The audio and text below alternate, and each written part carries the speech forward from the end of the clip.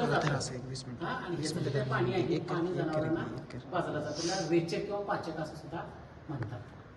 हे पाणी पाजलं की काय होतं, जनावरांच्या शरीरामध्ये काय होतं म्हणजे पोटामध्ये जी काय तक्रार आहे पोटाची ती सुद्धा कमी होऊ शकते. कारण का म्हशीमध्ये गायीमध्ये एक प्रकारची वैरण असते.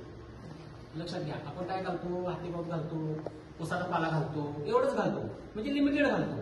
त्यामुळं त्यांच्या शरीरामध्ये तयार होणारे जे काय प्रोटोझोआ आहे किंवा मायक्रो फ्लोरा जे आहे ते कमी प्रमाणामध्ये असू शकतं.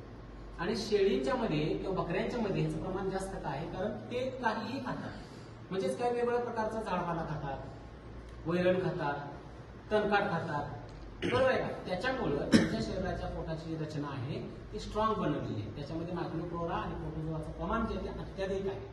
ते प्रमाण ह्या असणाऱ्या जनावरांच्या मध्ये यावं यासाठी काय केलं जातं, ह्याचं पाणी केलं जातं. हाय असं शिजवून नव्हे, हाय असं पाणी काय केलं जातं, जनावरांना दिलं जातं. किंवा जी काही मोठी मोठी जेवण असतात बघा, बकऱ्याचं जेवण असतं बऱ्याच ठिकाणी, मांसाहार असतो, त्यावेळेस हे रश्श्यामध्ये टाकलं जातं. खरं असतं रस्सा येणं चांगला बनतो, हे रश्श्याची क्वालिटी चांगली माहिती असं म्हटलं.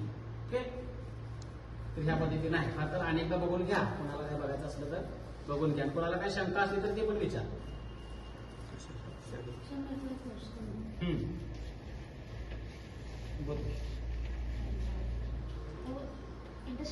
हा, स्मॉल और लार्ज दोनों.